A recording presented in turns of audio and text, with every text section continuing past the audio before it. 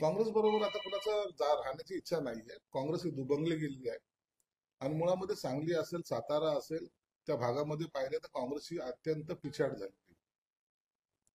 काँग्रेसने, आताच्या काँग्रेसने कार्यकर्त्याची किंमत एकदम शून्य केलेली आहे.